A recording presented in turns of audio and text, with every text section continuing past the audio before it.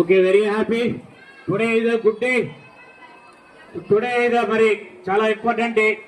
ఈ చాలా హ్యాపీగా సంతోషంగా మనం ఈ సెలబ్రేట్ చేసుకోవడం జరిగింది.